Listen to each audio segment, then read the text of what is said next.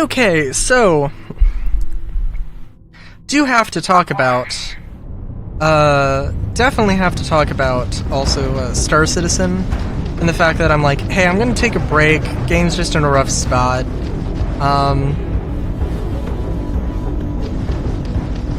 And then it turns out that I was just using too much RAM and the game was struggling. My computer is struggling. It's like, well, right now my hope and desire would be to, the hope and desire would be to get more RAM, but I don't have an emerald mine, so I think we'll just have to make do. But the fact that I can make do is good. And I think there was an element of, I don't know what I'm doing when I'm streaming, and Star Citizen is just like has been such a big fixation that, like, when Star Citizen shuts down because it's an MMO and it will shut down, I will have to make peace with that fact. I like CIG is the kind of well, Chris Roberts is the kind of developer who I think would is not going to be okay with the game not having some afterlife sort of deal. Not afterlife. Some offline mode. Like an offline mode, fan servers, home servers, whatever.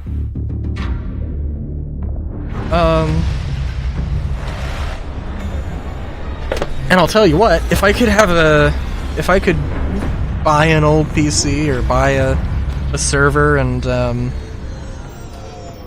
mean, ideally have it set up, but if I had to set it up myself and run it with just a few people or solo even, I think I probably would enjoy that. I don't think it's gonna be like, you know, like I have my dream game and I would probably rather put energy into making that. But yeah.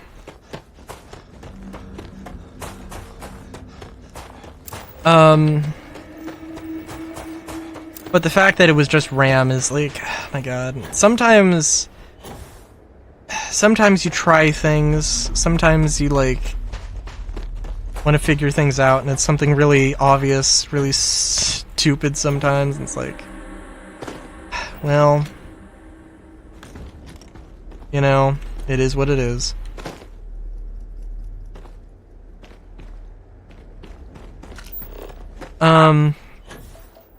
But that being said, they did have, when I'm recording this, they did have the Siege of Orison live stream, which the community, as far as the community is concerned, it was a colossal failure.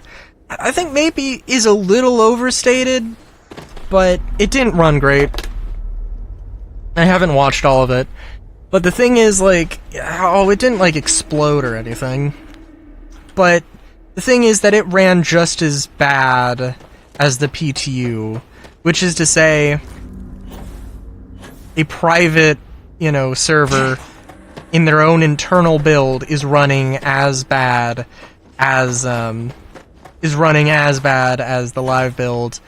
The best chance they had at performing it well runs just as bad, which is to say that, like, actually, theoretically, like, the live build, or, you know, public build, that doesn't have anything to do with performance. Which obviously it does, but it's not like, it's not to the degree that, I mean, CIG to some degree made it out to be, not the degree that a lot of people assumed it to be.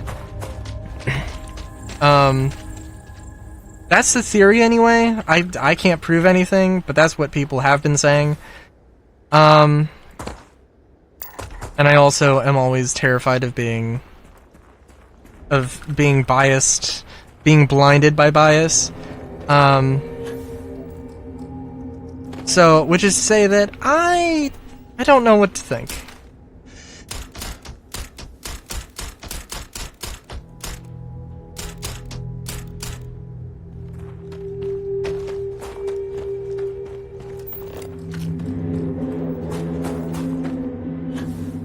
I don't know what to think, and I don't...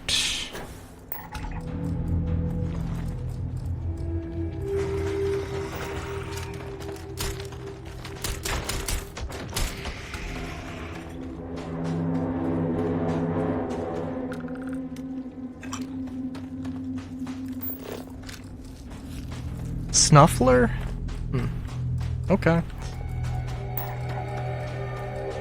I don't know what to think, besides that, yeah, like, CAG's got some issues to deal. Oh, resource spice. That's a good one. Hunting hammer source on Gamma Vulpes 1.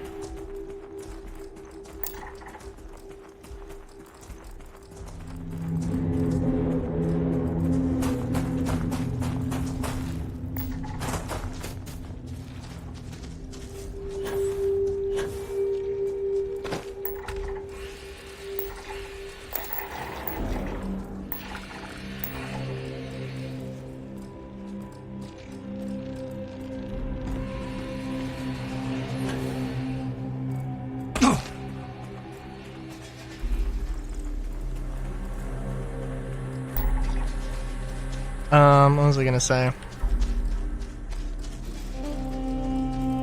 One thing, I think I'm on the coast, right? So I should go and find the actual coast. Then go and, scan whatever's in the water.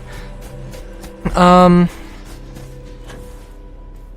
sorry, I just said I don't know a lot.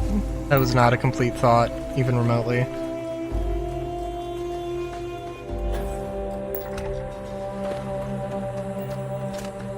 I was gonna have a snack before I landed. And then I derped.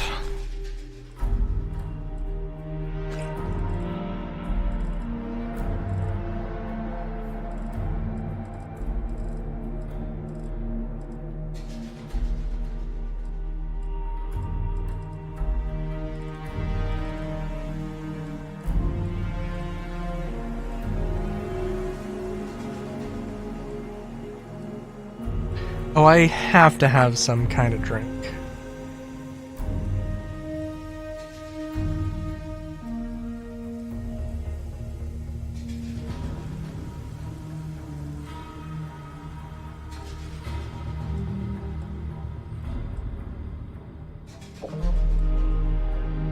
Am I carrying around 11 watermelons? What the fuck happened?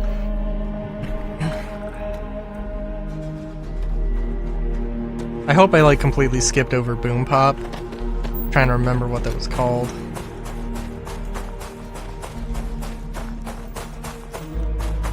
I haven't looked at the map. I am assuming water will be that way. Although, judging by how I don't see much here, well, I don't know. What was I gonna say? Well, I think CAG needs to be open and honest about stuff, and I think that they need to look at it, and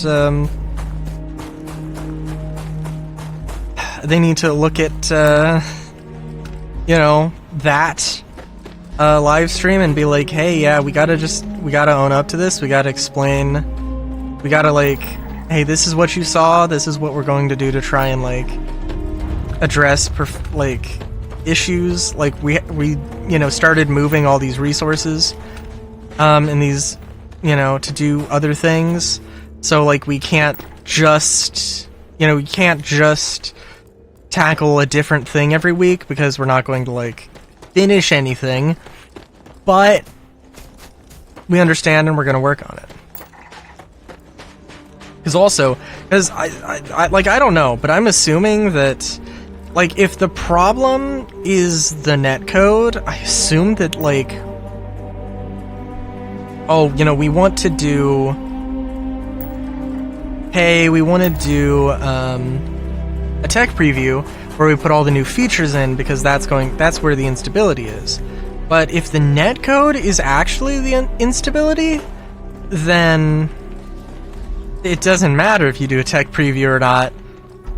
There are going to be bugs with new features, I have no doubt. But if that's the case, then maybe the tech preview isn't quite as valuable, or wouldn't be as valuable as they, you know, had made it sound like. And, you know, I mean, like, hey, like, you know, there's no problem with being wrong, or, you know, like, working with the best information you have. I mean, maybe some people get annoyed because, like, I don't know, some people are probably like, I could have told you that the netcode was shit 5 years ago, and you should have been trying to fix it sooner, but whatever.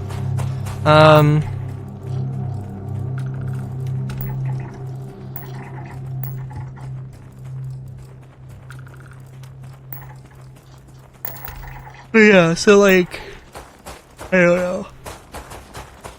There are a few, like, elements of how development was going to go and how it should work. The idea that, like, fuck it, it's an alpha, things are gonna be broken, and we're just gonna have to live with it. And, like, yeah, let them get all the features in and then fix it. I don't think it's, like, a horrible thing, but I don't think the game... Or they can do what they do now, where they kind of, like, bullshit their way through a combination of, hey, this is an alpha, hey, this is actually, like, a game. And, you know, like, they're at a point where, yeah, they're, like, kind of marketing it as a game more than as an alpha. And, you know, it's kind of like, I don't know, they could go back, but that would probably, like, that would piss at least a few people off, I'm sure, I know. And I don't know how much faster they would go, honestly. What really needs to happen is they need to get Squadron 42 out the door.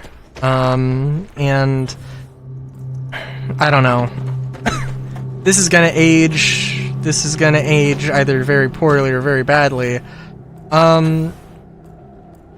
Like, there are some people that are like, I don't give a shit about Squadron 42, I don't fucking care. And that is, I mean, you know, like, that's their opinion, and that's probably true. There are people who do care about Squadron 42. There are people who don't care about Star Citizen and only want Squadron 42. And there are people who don't know about Star Citizen or Squadron 42, but will be playing Squadron 42, and after that, we'll look into Star Citizen and say, this looks cool, yeah, I'll do this.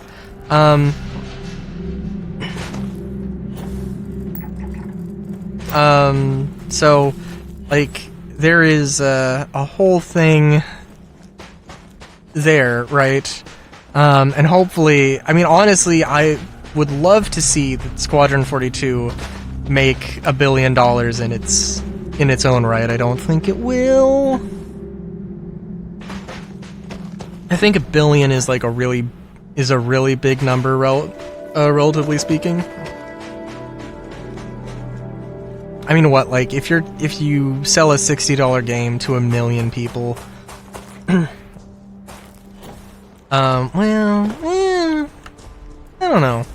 Sell a $60 game to 1 million people, and you got $60 million bucks.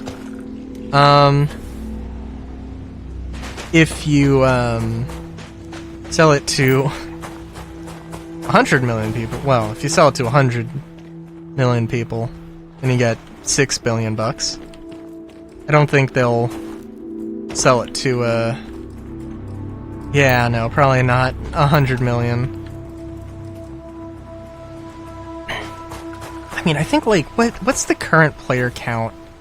Concurrent player count at, like, it's in the single millions, right? So, like, I think, like, doubling that would be a decent enough thing.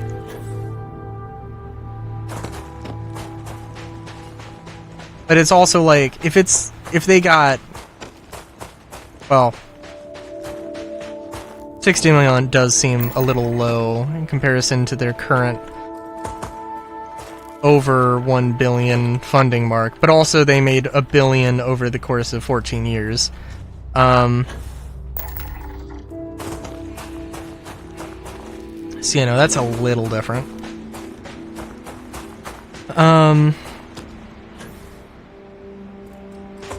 But obviously I want Squadron 42 to be good. I want it to succeed.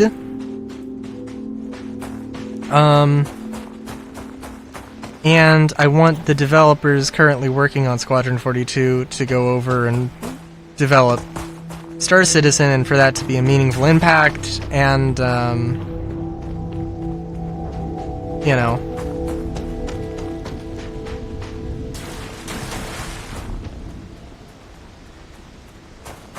to be something good for the project. And I think it will. I'm the thing that might age poorly here is that I want to say it's going to launch. It will launch in 2026 because they seem determined that it will. It's currently early August. Does that seem ridiculous? A little bit, because they haven't had like a, oh hey, it's releasing now campaign or ad campaign. So in my mind, there's three options. It's either getting shadow dropped in October. It's either releasing in December, getting announced for a release in December and being released in December. I think I said September. It is getting announced in October that it will release in December and then release in December, or it releases in 2027. Which, I mean, like, I don't think anybody's... Well, I don't know. We don't know what it looks like. And we gotta, like, honestly look at it and say, you know, oh, this is, we have to look at gameplay and see, hey, yeah, no, this needs more work, or hey, no, this looks good. And we need that from, like, the streamer, news media coverage event in October.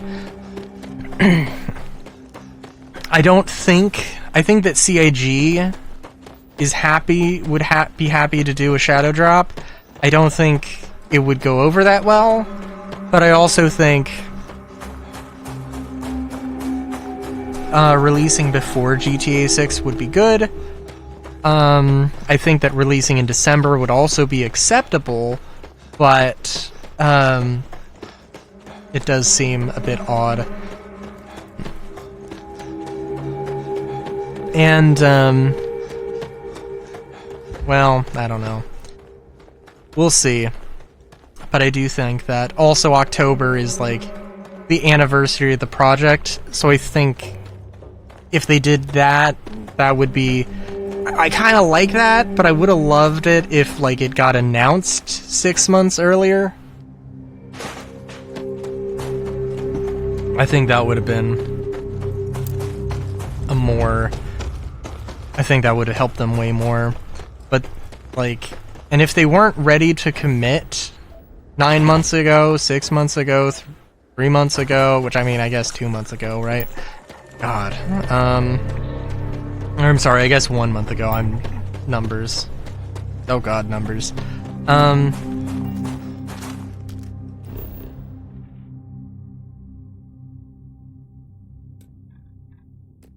Oh, is this entire place sandy?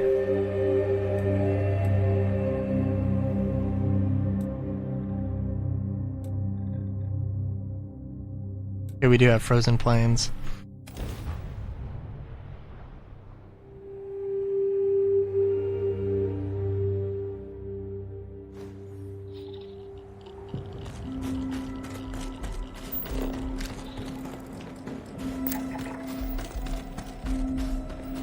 Ugh. But yeah, I'm, I don't know. I don't know if I'm looking forward to Squadron 42 as much as just the release of it. I have it. I have the, you know, the game package for it. And I still will stream / record, a Let's Play of it. I don't know. We'll see. I'll probably do a recording, put it on YouTube over a stream. Well, it'll be on the VOD channel if it is a stream. But yeah. It'll also be good because there is some level of, like, you know, I've been about, like, some, like, lore changes. I will say, actually, speaking of, like, lore changes in X1, some of the stuff, it has to be set in stone by the time that Squadron 42 releases. Cool, that's good. Nyx, actually, Levski was running decently well when I did it, when I was there on stream, so if Levski's running alright, then I can actually do stuff in Nyx. There's not really a lot of content in Nyx right now. When they add the planets, there will be more. And as much as I really want Nyx 1 to be Nyx 2, which they could last minute be like, oh, yeah, we're actually just gonna swap the place of Nyx 1 and Nyx 2, and just change some things in the lore that we changed before. Because it would make more sense for reasons I've explained in other things. They already set up the potential for terraforming smog planets as a thing that doesn't exist yet, but could theoretically exist. Terraforming coreless worlds is kind of an insane thing, opening Pandora's box to, oh, we could just terraform every fucking planet. Which also could be interesting in its own way, but kind of is like, oh, well, we don't want these uninhabitable planets. We want everything to be habitable, and that's not... like, it's not a this is good content, this is bad content switch. This is, like, just kind of lazy.